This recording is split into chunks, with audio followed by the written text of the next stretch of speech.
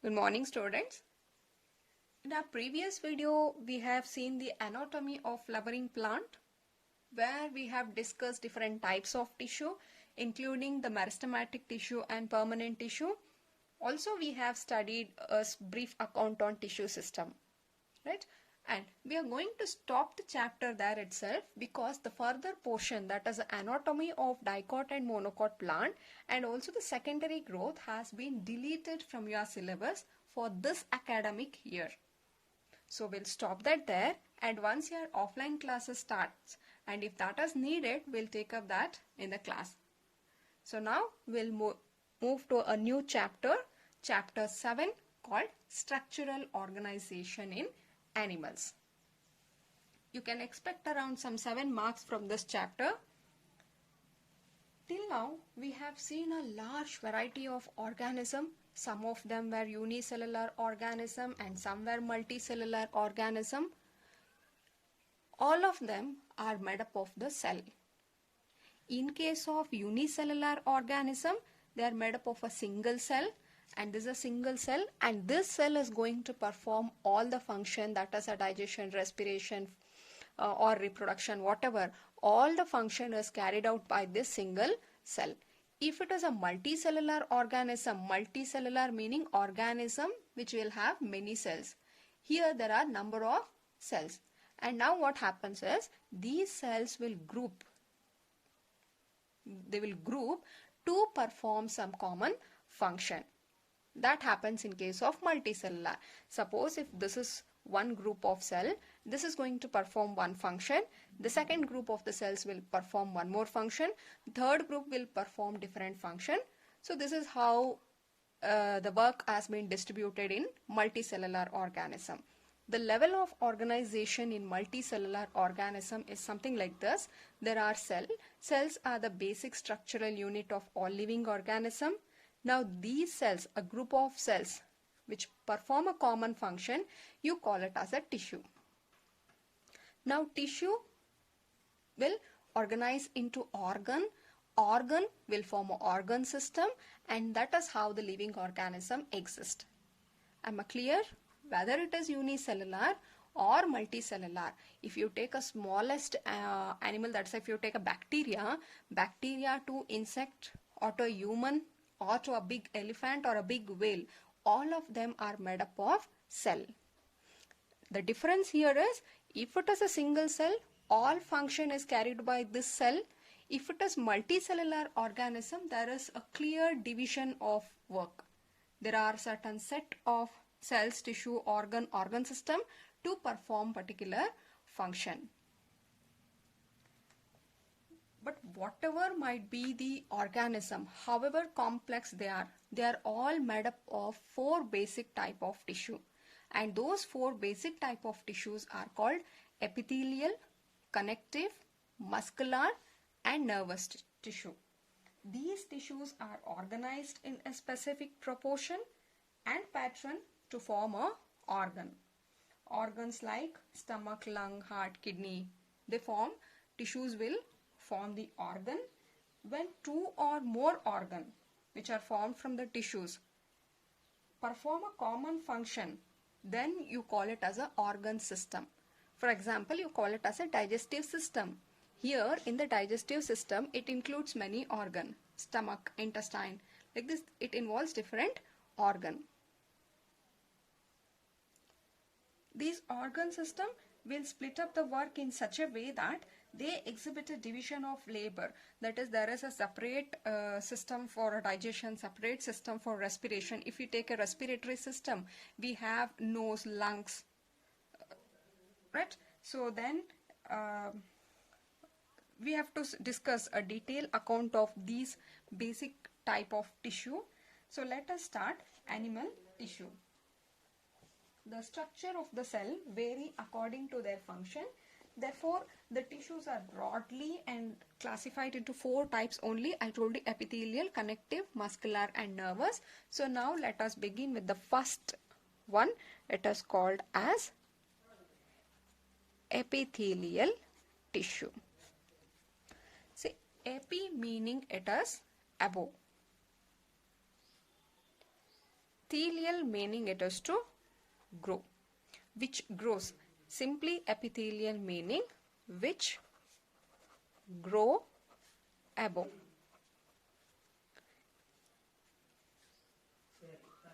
These are protective tissue,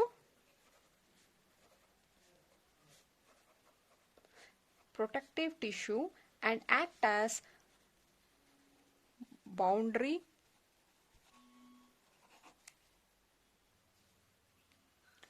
These are the protective tissue and act as a boundary. Meaning what? They are the outermost covering and they will act as a protective layer.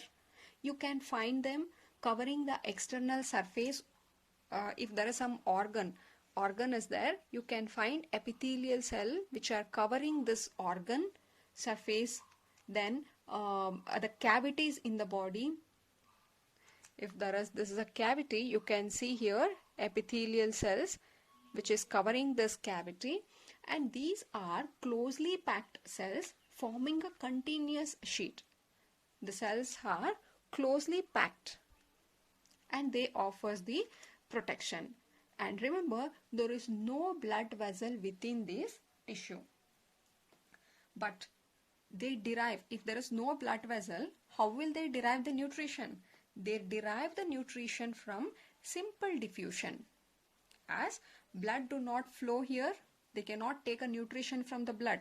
But through the simple diffusion, they derive their nutrition, and blood will not be transporting the water and nutrients. And that is the reason why if there is any damage in the skin, only if the skin layer is peeled off or damaged, there is no bleeding seen because there is no blood vessels associated with them. Clear? And where all you can find this epithelial tissues? You can see the epithelial tissues in the lining of the mouth. In the mouth, it can the lining of the mouth, skin, in the lungs, alveoli cells, and lining of blood vessels, kidney tubules. These are the location where you can find the presence of epithelial tissue. And what is the main function of epithelial is, first of all, since it is an outer covering layer, they will offer the protection as the first function, and also they help in the absorption of food and nutrients, and thirdly, secretion of certain chemicals like hormones, saliva, enzymes, etc. They will secrete the chemicals. So these are the three important functions of epithelial tissue. And further, there are different types of epithelial tissue. Yes, these are the different types of epithelial. They are classified into two main type of epithelial. One, you call it as a simple epithelium, and the second one is called as a compound epithelium. And there is one more category which is specialized epithelium. Right? Under simple epithelial, simple meaning this will have only a single layer of cell. See, we are talking of tissue, meaning what? It will have number of cells. In case of simple epithelial tissue, the cells are arranged in a single layer. In compound epithelial, the cells are arranged in a multi-layer. So under single epithelial, it has simple squamous, simple cuboid, simple columnar. Under compound epithelial, you call it as a stratified squamous, stratified cuboidal, and pseudo-stratified columnar. Right? Each one we will take. Now, it is simple squamous. Since it is simple, it has very single layer. It has a single thin layer of flattened cells with irregular boundaries.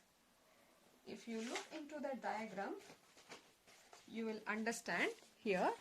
You can see here in this case, this yellow one, it is a single layer of a cell. They are irregular.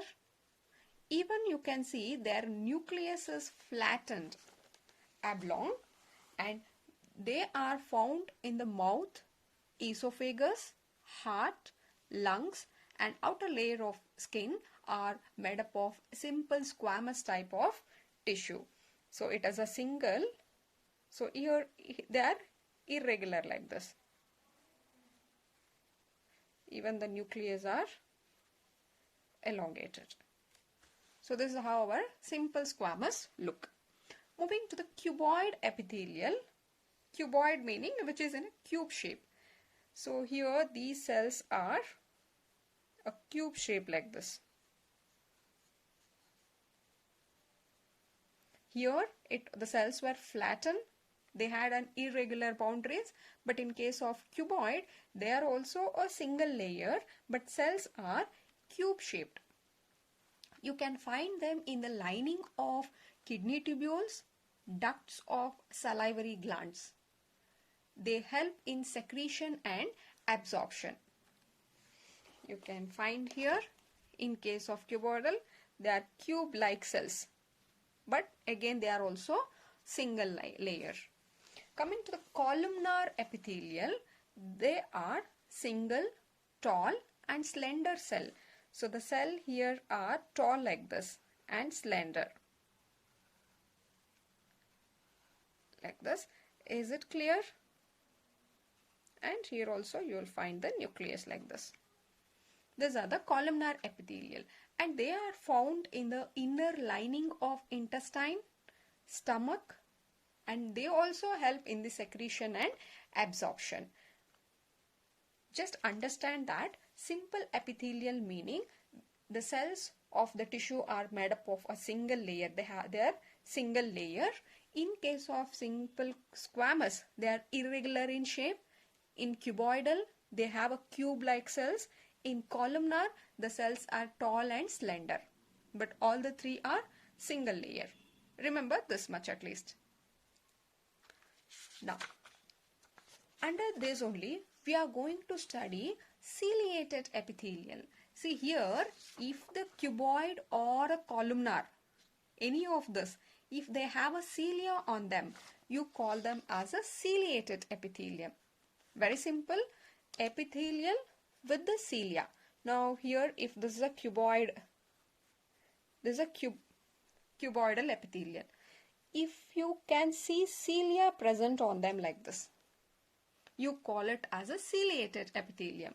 If you take a columnar epithelial, and again if columnar is also having such cilia, you call it as a ciliated epithelial.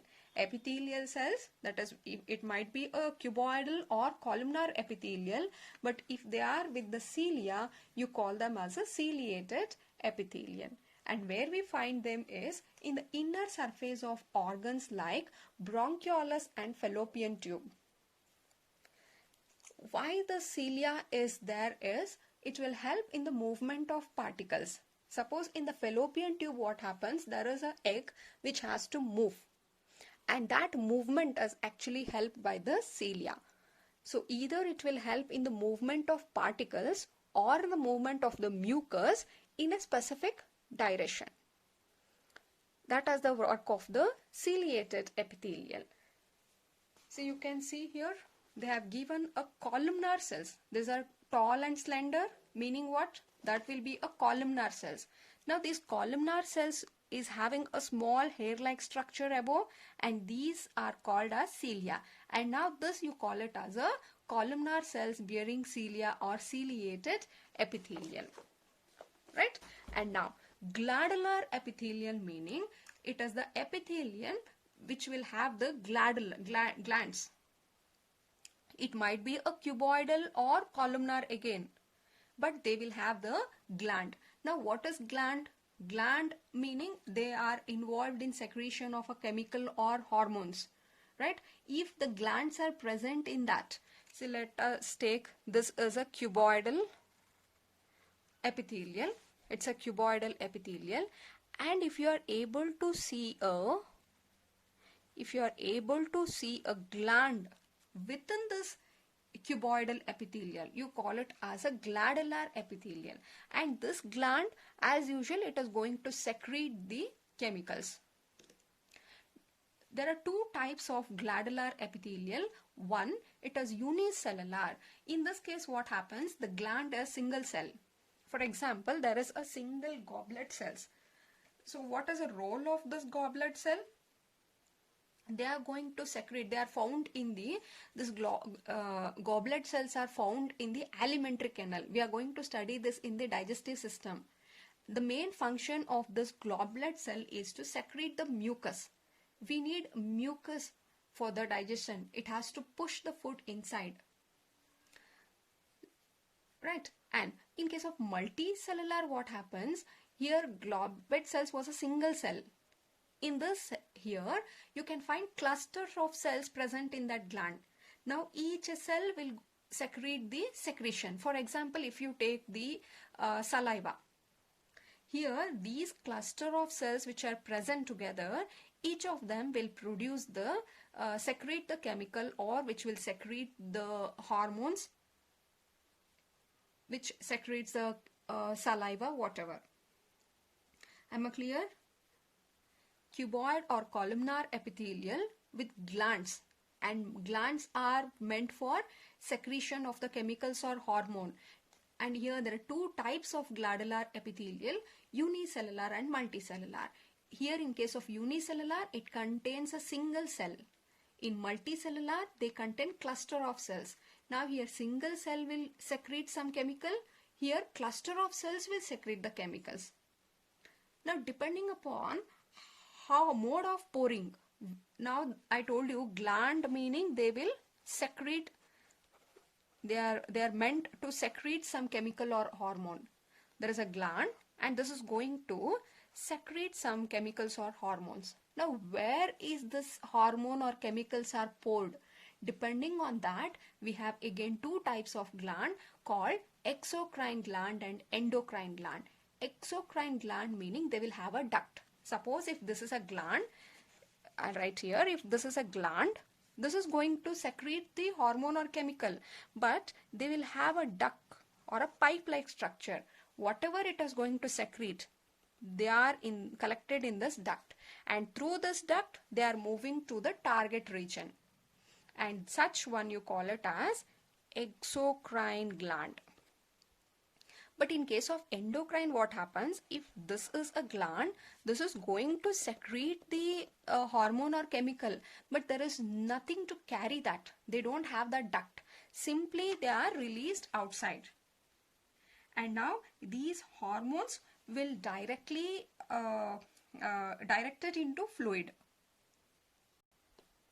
Is this 2 point clear? Glandular epithelial. There are two types, unicellular, multicellular.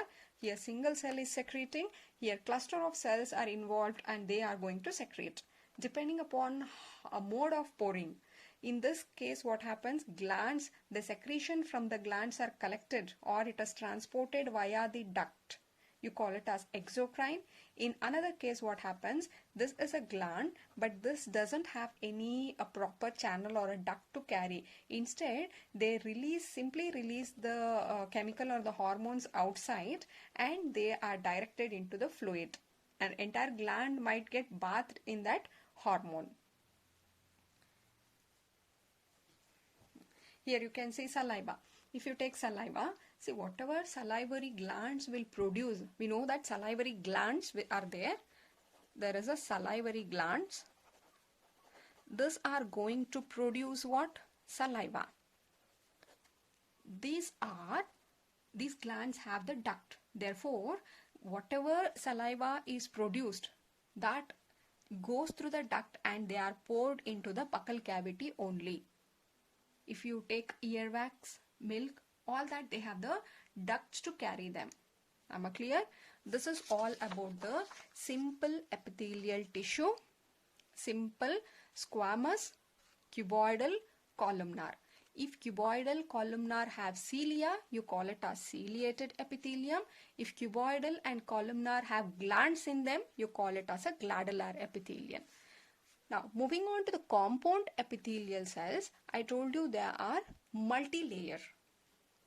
They are multi-layer. So, you can see here. Yeah, this was a diagram of a glandular epithelial. You can see here, there is a single cell. Here, that is a goblet cells. In this case, you can find multicellular glands. You can find so many glands present here. Right? In case of compound epithelial, They are made up of many layers. See, this is one layer. You have the second layer, third layer, fourth, the fifth. Like this, you have multi-layer of the cells. You call it as a compound epithelial cells. And where exactly you find them? The main function of this compound is they offer the protection. The function of them is to give the protection. We are not going to study in detail of all this. And very good example for compound epithelial is skin.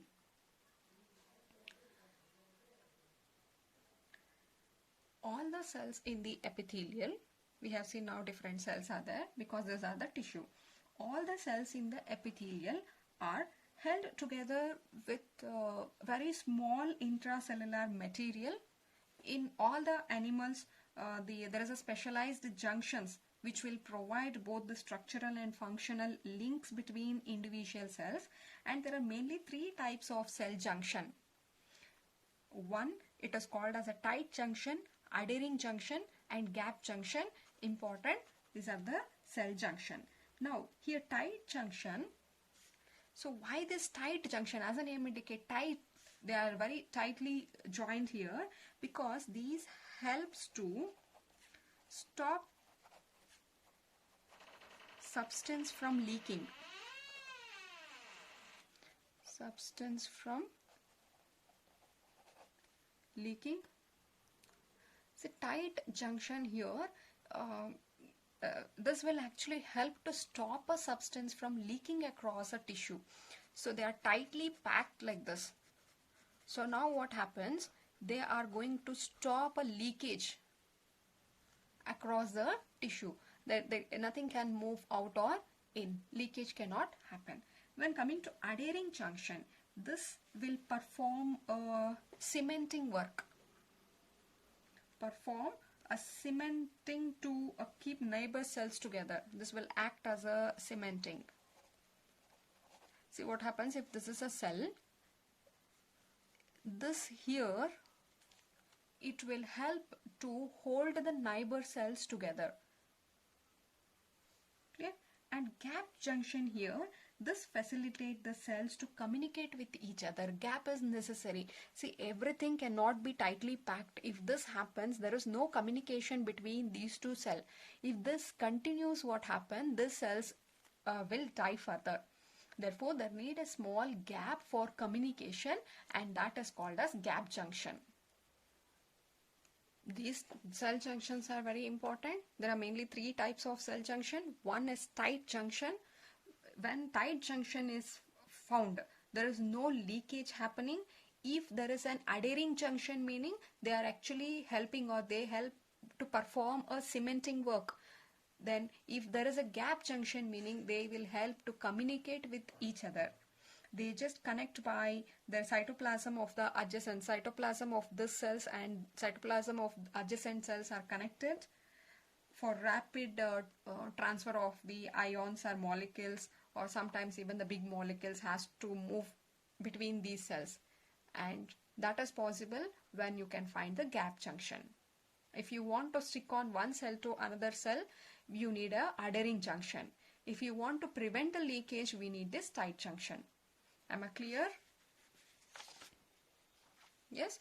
Today we have seen the first type of tissue, that is called epithelial, where we have seen general characteristics of epithelial, the occurrence of them and what is the main function of them, and different types of epithelial cells. There are simple, compound. You have seen simple individually and you have seen the specialized one. Compound, we have not discussed this in detail, but what we know here is they are made up of multi-layer. And apart from that, we have also studied the cell junction, three type of cell junction. Am I clear? In the next class, let us take up the connective tissue. Right? Thank you. Make all these points in your notes, because some of the points are not being given in the NCERT.